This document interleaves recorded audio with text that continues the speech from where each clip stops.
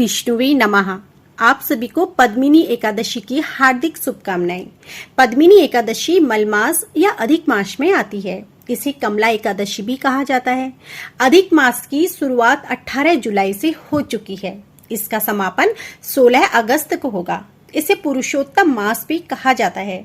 अधिक मास में आने वाली एकादशी का महत्व बहुत ज्यादा होता है, क्योंकि इस माह के स्वामी श्री हरि विष्णु जी हैं और एकादशी तिथि भी इन्हें ही समर्पित है। ऐसे में पद्मिनी एकादशी का व्रत रखकर पूजा करने से 2 गुना फल की प्राप्ति होती है। इस व्रत से साल भर की एकादशियों का पुण्य मिल जाता है। तो आइए आज के इस वीडियो में जानिए पद्मिनी एकादशी की तिथि, शुभ मुहूर्त के विषय में, महत्व के विषय में, पूजा विधि तथा व्रत कथा।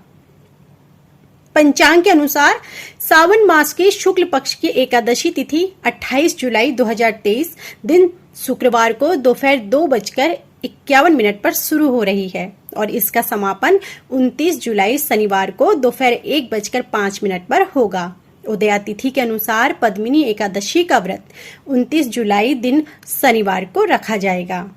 पद्मिनी एकादशी पूजा का शुभ मुहूर्त 29 जुलाई को पूजा का शुभ मुहूर्त सुबह 7:22 से सुबह 9:04 तक रहेगा। इसके बाद दोपहर में शुभ समय है 12:27 से शाम 5:33 पर रहेगा।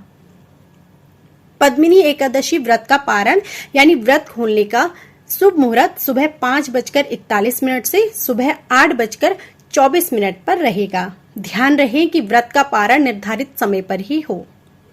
पद्मिनी एकादशी व्रत पूजा विधि।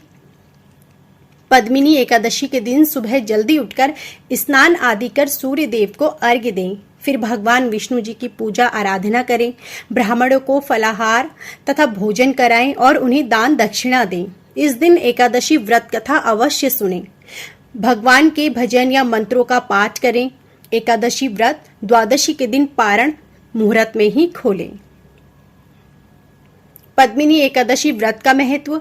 पद्मिनी एकादशी जगत के पालनहार भगवान विष्णु जी को बेहद प्रिय है। शास्त्रों के अनुसार जो व्यक्ति पद्मिनी एकादशी व्रत का पालन सच्चे मन से करता है उसे विष्णु लोक की प्राप्ति होती है। इस व्रत को करने से व्यक्ति हर प्रकार की तप, तपस्या, यज्ञ और व्रत आदि से मिलने वाले फल के समान फल प्राप्त करता है।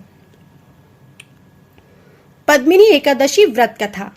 पद्मिनी एकादशी भगवान को अत्यंत प्रिय है। जो मनुष्य इस व्रत का विधि पूर्वक पालन करता है वह विष्णु लोक को जाता है।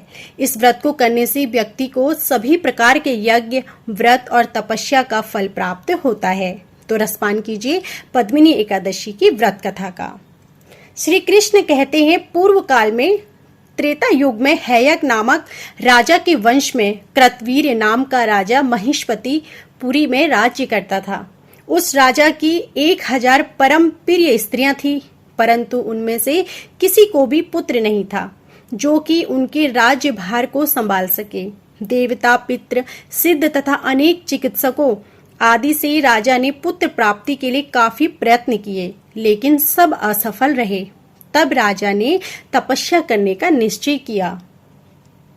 महाराज के साथ उनकी परम प्रिय रानी जो इक्ष्वाकु वंश में उत्पन्न हुए राजा हरिश्चंद्र की पद्मिनी नाम वाली कन्या थी, राजा के साथ वन में जाने को तैयार हो गई। दोनों अपने मंत्री को राज्यभार सौंपकर राजर्षि वेश त्याग कर गंधमादन पर्वत पर तपस्या करने चले गए। राजा ने उस पर्वत पर 10,000 वर्ष तक तप किया, परंतु फिर भी पुत्र प्राप्ति नहीं हुई।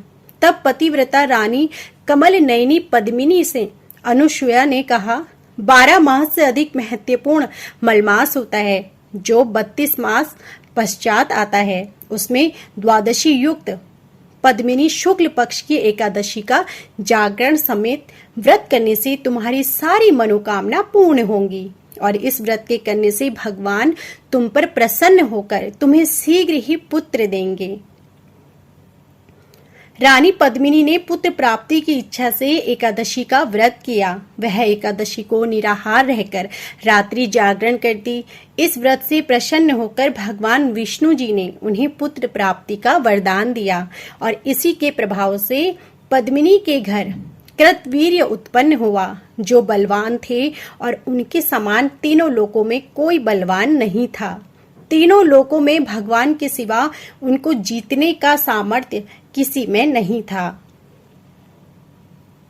सो ही नारद, जिन मनुष्यों ने मलमास शुक्ल पक्ष एकादशी का व्रत किया है, जो संपूर्ण कथा को पढ़ते या फिर सुनते हैं, वे भी यश के भागी होकर विष्णु लोक को प्राप्त होते हैं। तो यह थी हमारी संपूर्ण पद्मिनी एकादशी के विषय में जानकारी। आपको हमारी यह जानकारी पसंद आई हो तो वीडियो को लाइक करना ना भूलें।